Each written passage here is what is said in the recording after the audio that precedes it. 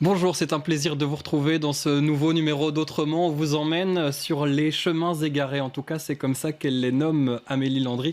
Bonsoir, vous êtes photographe et vous allez nous parler des lieux de rencontre, des lieux de sexualité que vous avez couverts dans le cadre d'un travail documentaire en tant que photographe. Voilà, pendant 5 ans.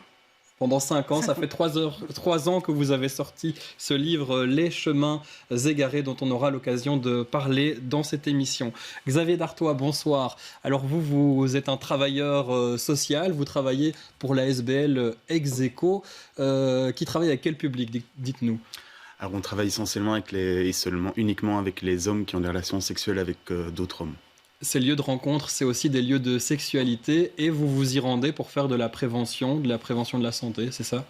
Oui, de la prévention santé et pour promouvoir la réduction des risques, mais aussi faire du testing sur des populations qui n'ont pas toujours accès à la prévention et au dépistage. Jean-Didier Bergilet, vous êtes professeur à l'ULB en faculté d'architecture, la Cambre-Horta. Pourquoi votre travail vous amène à réfléchir à ces lieux de rencontre de sexualité? D'où ça vient?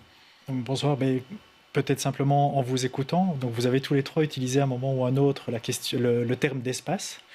Et donc je pense qu'il est intéressant, en tout cas c'est ce que j'essaie de faire, de s'intéresser aux espaces qui accueillent justement ces rencontres et ces sexualités et de voir comment l'espace infléchit sur celle-ci. Alors, on innove aujourd'hui dans cette émission. Notre 4e invité est avec nous par Skype. Bonsoir Laurent Guessade. Est-ce que vous nous entendez bien?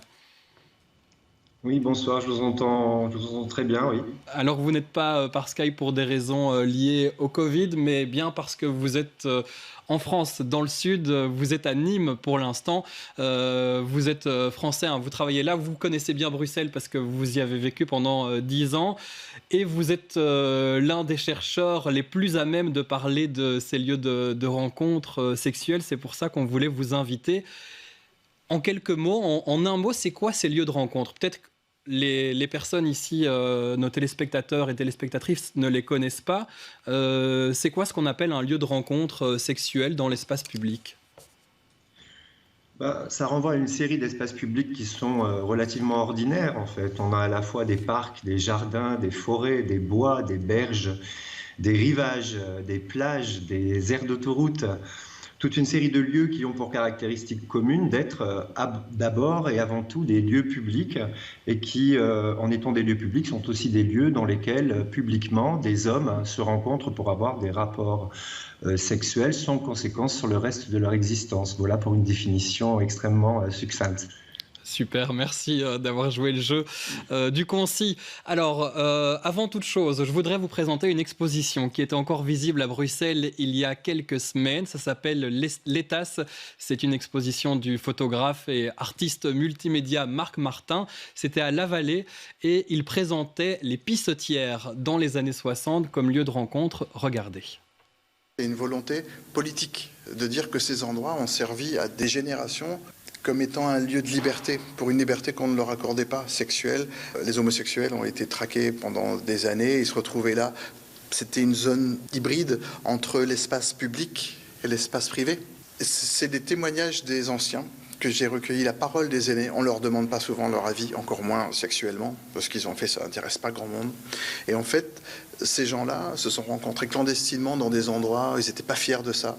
Quand ils rencontraient quelqu'un, oh là là, on s'est rencontrés dans un parc. Non, ils s'étaient rencontrés dans la pissotière du parc. Mais ça ne se disait pas. Donc en fait, quand je les ai interviewés, c'est une installation de l'exposition à laquelle je tenais beaucoup, parce que c'est les murs porteurs de l'exposition. Je me suis dit, ces gens-là, on leur doit leur passer. Amélie Landry, vous avez travaillé sur des lieux de rencontre où il y a des rapports sexuels qui s'effectuent, des rencontres entre hommes. Hein, on va parler de cet aspect très masculin de ces espaces. Comment ça vous est venu, cette envie en tant que femme d'aller vous immiscer dans ce qui se passait dans ces lieux qui restent secrets? Au départ, je ne sais pas si je pourrais dire que c'est une envie en tant que femme. Hein. Je pense que c'est juste en termes de pratique photographique. En photographie, on se questionne beaucoup sur tout ce qui est de l'ordre de la marge. Donc, Et moi, je me suis posé cette question de dire quel espace qu'on considère comme étant en marge n'a rien à voir avec les classes sociales où justement toutes les classes sociales peuvent se retrouver. Et donc, ce qui n'est pas facile à trouver finalement. Oui, donc finalement, je suis arrivée sur les lieux de sexualité. Donc d'abord, j'ai été dans des lieux commerciaux. Et là, j'ai entendu des histoires d'employés que je trouvais assez incroyables. Et de fil en aiguille, ça m'a amené vers les lieux de drague extérieure. Avec dans le projet une confrontation quand même entre les espaces de liberté comme ça en pleine nature et tous les lieux commerciaux qui sont un autre rapport, qui sont très cadrés et très... Les lieux commerciaux qui sont, Jean Didier, aussi plutôt réservés, enfin en tout cas si on a une femme ou un couple, on va dire libertin, c'est dans des lieux commerciaux fermés que c'est plus facile de pouvoir trouver des espaces de rencontres sexuelles. Je ne sais pas si c'est plus facile, en tout cas c'est plus convenu aujourd'hui. On n'a pas l'occasion ici ni le temps de refaire un historique des lieux de rencontres anonymes, qu'ils soient entre hommes ou entre hommes, femmes, couples, etc. Mais aujourd'hui, effectivement, c'est sans doute les lieux qui sont les plus courus encore, qui est aussi, par exemple, je ne sais pas, les sites de rencontres, les applications, etc., qui aujourd'hui permettent aussi à des couples, à des hommes et des femmes de se rencontrer. Mais ils sont sans doute, ils et elles sont sans doute moins adeptes des lieux extérieurs dont on parle ici et dont, par exemple, Marc Martin parlait avec les TAS, encore que. C'est ça, parce que les TAS, c'est à ça que je voulais en venir, Laurent Guessade. C'était une pratique qu'on a beaucoup connue dans les années 60, les pissotières comme lieu de rencontre entre hommes. Aujourd'hui, ça se fait plus dans les pissotières, c'est ailleurs, ça a été déplacé. Et est-ce que c'est ça, c'est là que je veux en venir, l'histoire de ces lieux de rencontre? Est-ce qu'ils évoluent à travers le temps? Oui, alors c'est difficile de considérer effectivement les TAS comme un espèce d'élément historique dans la mesure où, si elles ont disparu, en effet, d'abord, il n'est absolument pas exclu qu'on allait draguer et avoir des rapports sexuels ailleurs que dans les TAS dès cette époque, et même avant. Et par ailleurs, il n'est toujours pas exclu que des toilettes publiques, qui par ailleurs ont disparu en tant que telles au profit des sanisettes payantes, ne continuent pas à être investis par les hommes pour avoir ce type de rapport sexuel dans l'espace public. Donc pour le coup, il y a véritablement une réflexion à avoir sur cette espèce d'historicité un peu factice qui nous ferait croire que ces lieux de drague ont disparu quand, au contraire, et on le voit très bien en milieu rural ou dans le périurbain, on continue à voir des personnes âgées, des hommes âgés être coutumiers de ces espaces, continuer à leur donner une espèce de permanence jusqu'à nos jours et probablement jusqu'à demain et dans les jours et semaines et mois et années qui viennent. On va tout de suite se rapprocher du terrain avec le travail de Xavier Dartois qui est ici autour de cette table. Alors j'ai eu la chance de pouvoir vous suivre, Xavier, lors d'une opération de prévention, c'est comme ça qu'on dit, et on s'est rendu sur plusieurs lieux de rencontre. Regardez ce que ça donne.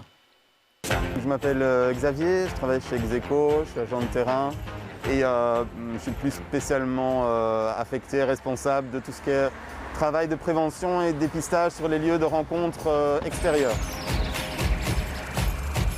Là, on va sur une aire de parking d'autoroute. On peut dire que sur les lieux de rencontre extérieurs, on a des populations qui sont assez différentes en fonction du lieu.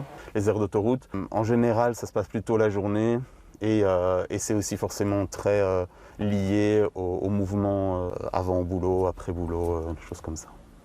On vient d'arriver sur une première aire de parking et on voit qu'il y a déjà quelques voitures qui sont garées. Donc c'est plutôt un signe qu'il y aurait des usagers qui soient là. On peut très bien se balader dans un bois et absolument pas se rendre compte que dans un tel massif, il y a des rencontres qui se font. Bonjour, je suis de l'association Execo, on fait une campagne de prévention. Je suis de préservatif si tu veux. Parfait. Ah ouais? Merci. J'ai mis une petite carte aussi. Tu connais l'association? Je pense que je suis déjà venu ici. Oui, on vient de temps en temps, oui. Vous faites des tests aussi, non? Oui, c'est ça, on a notre camionnette dans laquelle on fait test.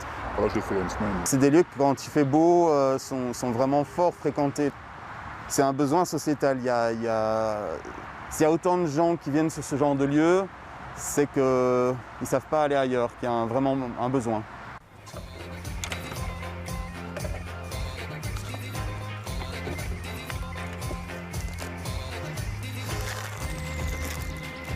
Là, je désinfecte. Je vais piquer. Un test rapide. On a ce qu'on appelle une fenêtre d'invisibilité de 3 mois. Ça veut dire que pour que nos tests puissent réagir au VIH ou à la syphilis, il faut que le virus soit là depuis 3 mois. Sinon, ils ne vont pas le détecter. À l'hôpital ou chez le médecin, avec une prise de sang complète, là, on est sur un délai de 6 semaines.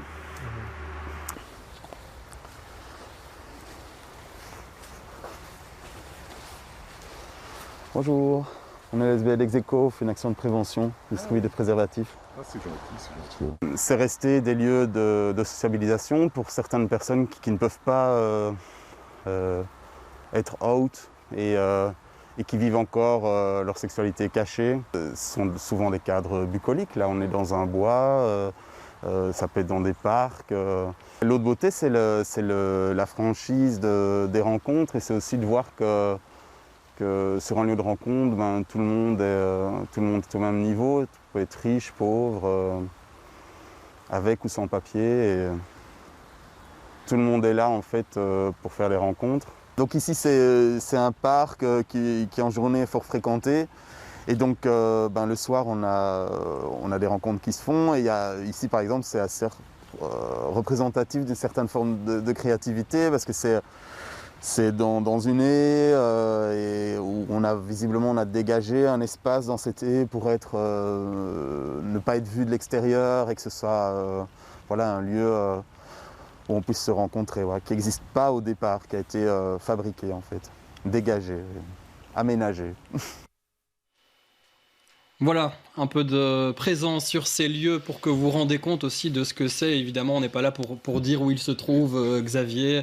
On n'est pas du tout là pour faire la morale non plus sur ces lieux. Est-ce que c'est bien ou mal? C'est pas l'idée. Vous, en tout cas, vous considérez en tant qu'ASBL de prévention que votre présence sur les lieux est nécessaire? Oui, la question du bien ou du mal se pose pas. Les usagers sont là, les gens y vont, fréquentent ces lieux, donc c'est un fait.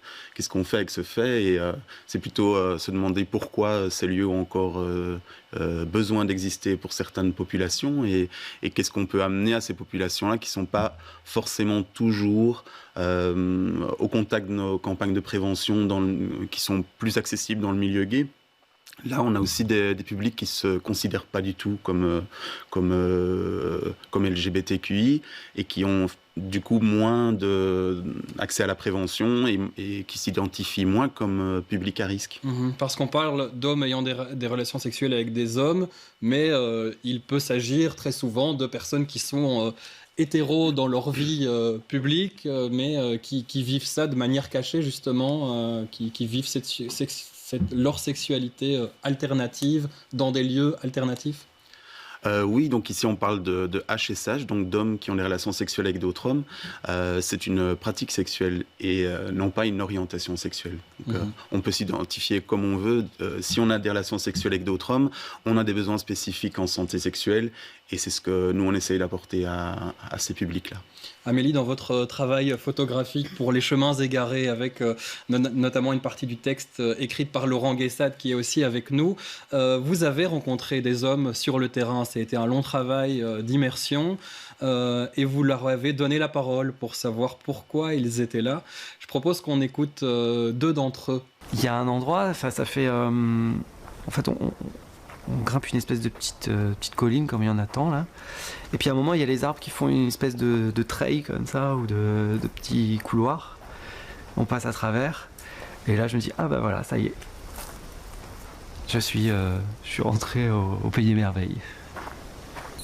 Les gens cherchent à se couper d'une partie du monde qu'ils rejettent.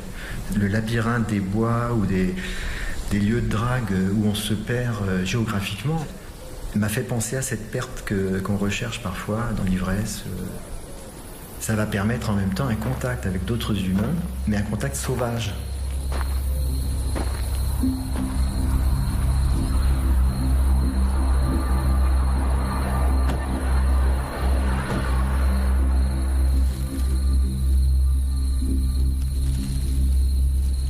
Quel regard, Amélie, vous avez aujourd'hui sur ces lieux, après ces rencontres, ce travail qui a été fait? Vous avez été beaucoup exposé à l'époque, au moment de la sortie du livre. Il y a eu toute une émission radio consacrée aux témoignages que vous avez recueillis sur le terrain. Aujourd'hui, quel regard vous avez là-dessus? Avec le temps qui a passé, effectivement, il y a des choses qui sont triées. Moi, je reste sur l'idée que c'est des lieux de liberté, pas des lieux de contrainte, pas l'idée d'une sexualité par défaut, mais moi je le vois plus comme des lieux qu'on choisit. Après, c'est moi qui trie dans les différentes histoires, mais c'est ce qui m'a le plus marqué, c'est comment on va investir spontanément des lieux pour être simplement dans une présence physique et justement sans... Avec le désir en ligne de fond, Oui. C'est ça l'objectif, la rencontre, le plaisir. Laurent Guessade, vous êtes toujours avec nous? Alors dites-nous, vous avez écrit dans ce recueil de photographies, de témoignages, vous venez de sortir un autre livre sur la topographie de ces lieux. On parle de lieux, évidemment, ça sort des frontières de la Belgique, hein. Vous travaillez sur les territoires de la France, vous avez travaillé aussi sur l'Espagne, sur le sud de la France, en région urbaine ou périurbaine ou dans la campagne, on le disait tout à l'heure. Qu'est-ce que disent ces lieux? Quel sens ils font pour la société? Alors je crois que c'est effectivement de sens dont il faut parler, beaucoup plus que de fonction. On a déjà eu cette conversation. Effectivement, moi j'irais tout à fait dans le sens d'Amélie. On n'a pas tant affaire à des lieux qui seraient des lieux où on irait parce qu'on est contraint ou parce qu'on n'a pas d'autres lieux, ou alors des lieux qui historiquement seraient des résidus d'une autre époque par rapport à une époque où aujourd'hui on aurait enfin atteint la pleine liberté sexuelle. On est en effet pour les uns, les unes et les autres très loin du compte. Je crois effectivement que le sens de ces lieux, c'est de fournir à une certaine catégorie d'individus, les hommes en l'occurrence, puisqu'il faut quand même souligner que ces lieux sont non mixtes et qu'on a donc affaire à une espèce de maison des hommes, hein, pour reprendre le vieux concept anthropologique et le remettre au goût du jour et essayer peut-être de réfléchir à la manière dont, pour le coup, ces espaces-là renvoient à une véritable inégalité d'accès à l'espace public entre hommes et femmes, et en particulier pour y avoir des rapports sexuels sans conséquence. Et je crois que l'un des sens de ces lieux, c'est très précisément de mettre à la disposition de tous les hommes, homosexuels et hétérosexuels, des lieux de pratique sexuelle momentanément déconnectés du reste de l'existence. On entend bien dans les témoignages que vous nous avez offerts et qui viennent du formidable travail engagé lors des chemins égarés, que les hommes vivent ces lieux comme des lieux d'affranchissement, sans pour autant effectivement qu'ils soient renvoyés à des contraintes, et surtout ce qui sur place apparaît comme particulièrement évident, c'est qu'on a affaire à des relations hautement consensuelles. Effectivement, on nous renvoie souvent à la violence, à la contrainte et au risque, alors que dans la réalité, les hommes s'approchent du corps et des organes génitaux les uns des autres, sans contrainte et dans un consensus absolument évident et collectif. Donc ça, c'est une première chose qu'il faut retenir. Vous avez soulevé ce point de non-mixité. C'est ça que dit votre ouvrage aussi, hein, c'est un travail d'enquête de plusieurs années que vous avez mené sur ces lieux. Ça dit quelque chose de l'espace public qui est réservé aux hommes. Alors on en parle pour plein d'aspects, hein, mais ici pour la sexualité récréative, si on peut la nommer comme ça, c'est à nouveau le cas? Alors oui, tout à fait. Je crois qu'on a affaire, pour le coup, dans la suite des débats qui ont eu lieu sur les questions de rapport entre les genres et entre les sexes dans l'espace public à l'occasion de cette nouvelle vague féministe MeToo, à une réflexion qui porte très précisément sur la manière dont non seulement on dispose de son propre corps dans l'espace public, mais sur la manière dont ce corps dans l'espace public il est appréhendé par les autres, et la manière dont effectivement il est plus ou moins contraignant de circuler corporellement dans l'espace public. Alors vous allez me dire, on est en pleine actualité avec les différentes formes de confinement ou de couvre-feu qui sont à l'ordre du jour, mais on est aussi dans cette actualité qui nous parle des rapports entre les hommes et les femmes, et dans une dissymétrie très nette dans la manière d'appréhender effectivement le désir et sa réception.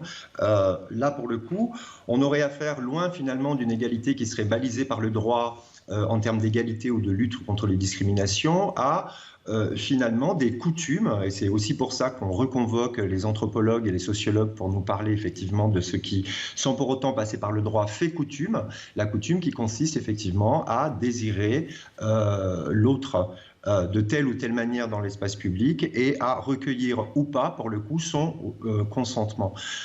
Je crois qu'il faut insister précisément sur la non-mixité de ces espaces, puisque pour le coup, nous n'avons pas d'équivalent qui serait cette maison des femmes dans l'espace public, ou alors effectivement, il faudrait se mettre à parler de la manière dont les femmes développent des stratégies en régime de contrainte pour développer effectivement leur propre liberté dans un système qui reste quand même fortement hétérosexiste et hétéropatriarcal.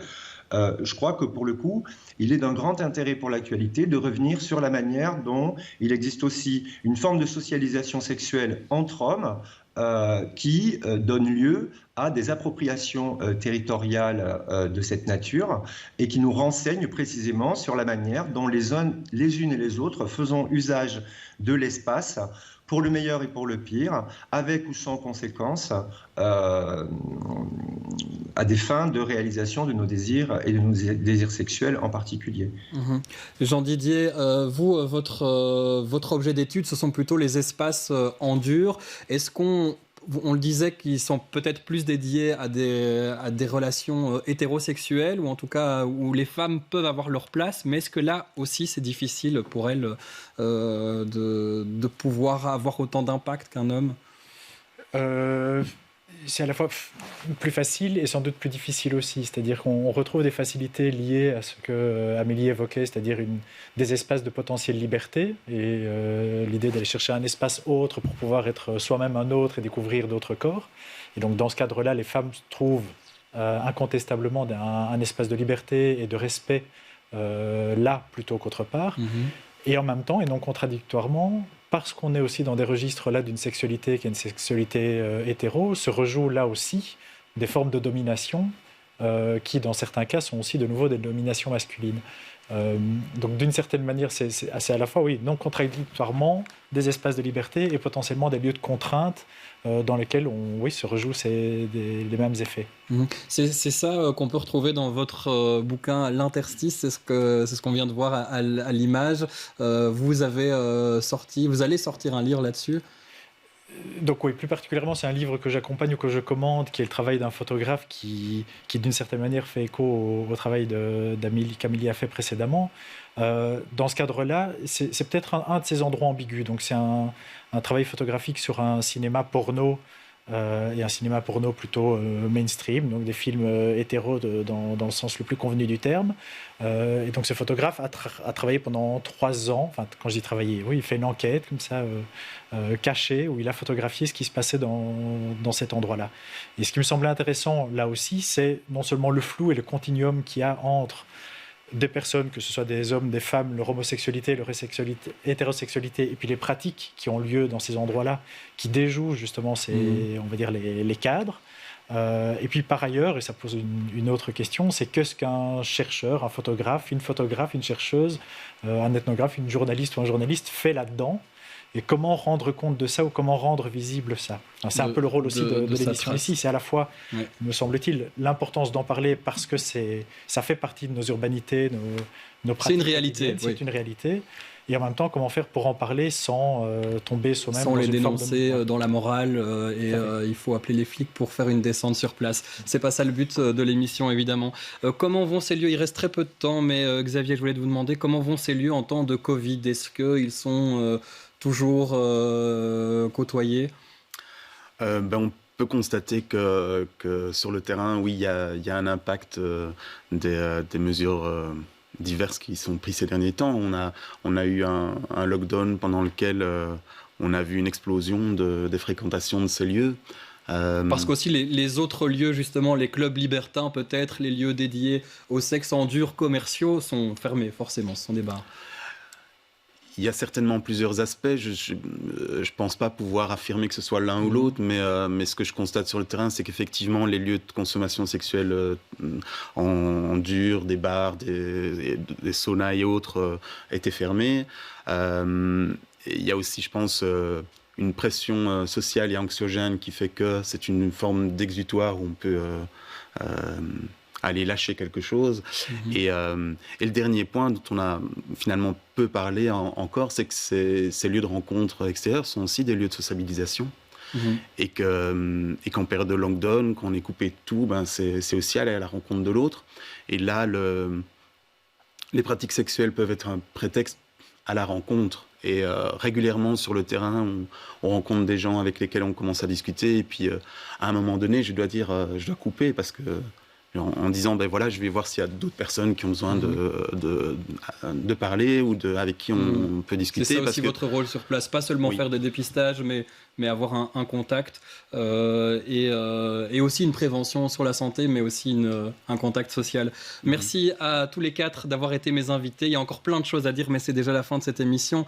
Le bouquin de Laurent Guessade, L'homme en chasse, sort en librairie en Belgique dans quelques jours. C'est à retrouver dans les meilleures librairies. Amélie Landry, on peut toujours se procurer cet ouvrage avec vos photos, les textes de Laurent Guessade notamment, et les témoignages aussi que vous avez recueillis sur le terrain. Et puis Jean-Didier Bergillet, votre travail aussi, on peut le retrouver en librairie. L'interstice, oui, tout à fait. Ou sur Internet, c'est sur ça que ça marche aussi. Dans nos temps, merci à vous d'avoir été avec nous ce soir. Je vous retrouve très bientôt pour un nouveau numéro d'Autrement.